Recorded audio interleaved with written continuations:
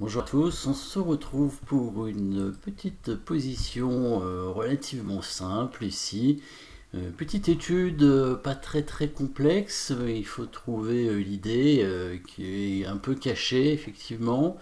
Donc finale de dame, bon une pièce de moins pour les blancs, mais on voit le roi noir qui est un petit peu bloqué hein, et qui pourrait être facilement attaqué par la dame blanche. Après, il y a évidemment pas de menace de mat, il n'y aura pas assez de pièces pour attaquer. Bien qu'il y ait une possibilité de mat hein, avec la dame qui arrive sur la case A4, mais a priori pas de possibilité pour les blancs pour y arriver. Il y a quand même une dame noire hein, qui est là aussi pour attaquer. La dame noire par contre est un tout petit peu bloquée, curieusement. Hein. Bon, elle est au bord de l'échiquier, donc elle a un petit peu moins de cases et elle va se retrouver bloquée et on va réussir à la capturer parce qu'elle n'aura pas beaucoup de cases.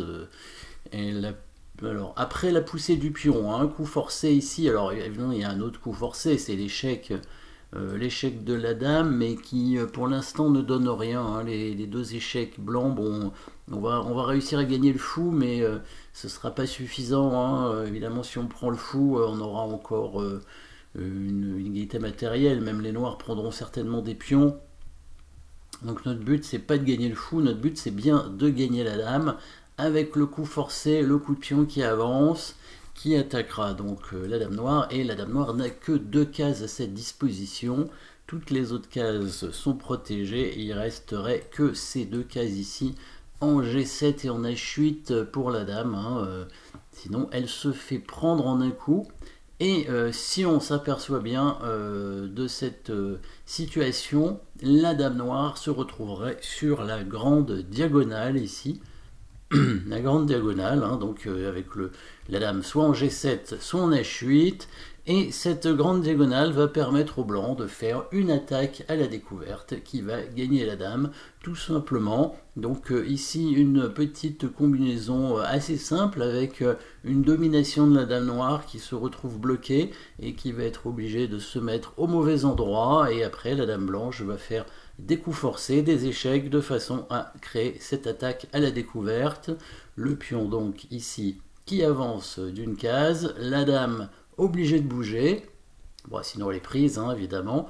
Elle est obligée d'aller donc sur l'une des deux cases de la diagonale, hein, G7 ou H8 par exemple. H8, hein, ça va rien changer de toute façon.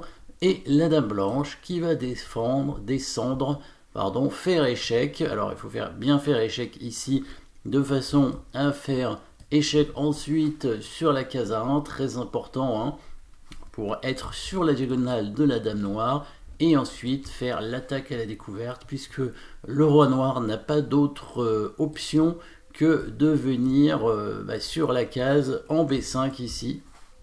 Il n'y a pas le choix, hein, les pions contrôlent les deux cases, hein, donc évidemment sur cet échec il n'y avait pas d'autre coup que le coup roi A5, hein, c'était le seul coup légal. Dame A1, ici encore le seul coup légal des noirs, c'est venir ici, et là tout simplement petite attaque à la découverte du pion qui permettra à la dame blanche évidemment de capturer la dame noire. Et après il n'y a pas vraiment de problème pour gagner, surtout qu'on peut même pour s'amuser si on veut faire une deuxième dame donc avec ce pion. Et alors là, évidemment, les noirs n'ont aucun contre-jeu, hein, leur fou ne sert à rien et les pions ne sont pas assez avancés, pas assez dangereux. Donc petite combinaison simple ici, dans cette position avec la dame noire qui se retrouve bloquée et grâce à une attaque à la découverte, hein, on arrive à créer une attaque sur cette dame et à la capturer. Voilà, merci d'avoir suivi cette petite position et à très bientôt.